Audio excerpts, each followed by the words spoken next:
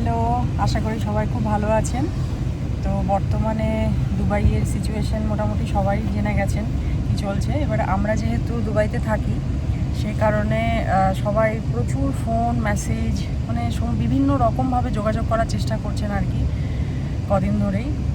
তো এখন ব্যাপারটা দাঁড়িয়েছে আমরা শেষমেশ ইন্ডিয়া যাচ্ছি, কিন্তু আমরা কিভাবে যাচ্ছি এই পুরো ব্যাপারটা অ্যারেঞ্জ করেছে হাজব্যান্ডের অফিস থেকে। তো এখন আমাদেরকে প্রথম থেকে যখন এই ঘটনাটা মানে শুরু হয় তখনই আমাদেরকে কোম্পানি থেকে জানানো হয়েছিল যে রেডি থাকতে সমস্ত জিনিসপত্র নিয়ে, সুযোগ এলেই ব্যবস্থা করে দেবে যে যেখানে যেতে চায়। তো যে কারণে আমরা মোটামুটি ব্যাগ গুছিয়ে রেডিই ছিলাম প্রথম দিন থেকেই। তো আমাদের অপশন যে কোনো জায়গায় হতে পারে, সেটা ইন্ডিয়াও হতে পারে, আদার অন্য কোনো কান্ট্রিও হতে পারে। তো আমরা ইন্ডিয়াটাকে বেছে নিয়েছি কারণ আমাকে এমনিতেও মার্চ মাসে ইন্ডিয়া যাওয়ার আমাদের একটা প্ল্যান ছিল আমাদের কিছু পার্সোনাল কাজের জন্য। তো যেই কারণে আমরা ইন্ডিয়াটাই যেতে চাইছি। এখন কোম্পানি থেকেই ফ্লাইট অ্যারেঞ্জ করে দিয়েছে, একটা চার্টার ফ্লাইট অ্যারেঞ্জ করা হয়েছে যেখানে কোম্পানির এমপ্লয়িরা থাকবে, তাদের ফ্যামিলিরা থাকবে। তো সেখানে এখন যাব, কিন্তু এয়ারপোর্টটা হচ্ছে আমাদের ফুজাইরা, মানে ফুজাইরা এয়ারপোর্ট থেকে আমরা ফ্লাইটটা ধরবো। তো দুবাই থেকে ফুজাইরা যাওয়ার জন্য অফিস থেকেই গাড়ি অ্যারেঞ্জ করে দিয়েছে।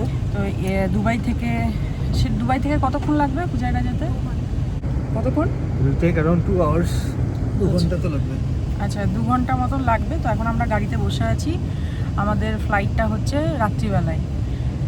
তো যাই হোক, আমাদের যেহেতু সমস্ত কিছু রেডি ছিল, ব্যাগ ট্যাগ সমস্ত গোছানো ছিল, সেই জন্য আমরা মোটামুটি ওরা যে সময় জানিয়েছে তার মধ্যেই আমরা নিজেদেরকে ঠিকঠাক করে রেডি করে নিয়েছি। তো এখন এখান থেকে মানে ফুজাইরা থেকে ফ্লাইট নিয়ে যাব দিল্লি। তারপরে দিল্লিতে কোম্পানির হোটেলেই থাকবো আমরা।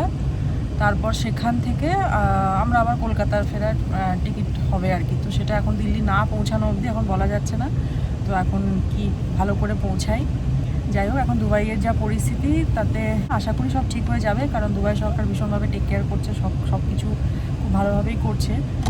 তো যারা এখনও পর্যন্ত মানে নিজের জায়গায় ফিরতে চাইছেন অথচ ফিরতে পারছেন না, অবশ্যই ভরসা রাখুন দুবাই সরকারের ওপরে, বা যে কোম্পানিতে আছেন ডেফিনেটলি এই জিনিসটা সবাই মানে দুবাই সরকার বা যে কোম্পানি সবাই হ্যান্ডেল করবে।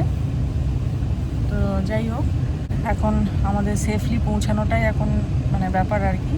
সবাই খুব ভালো থাকবেন।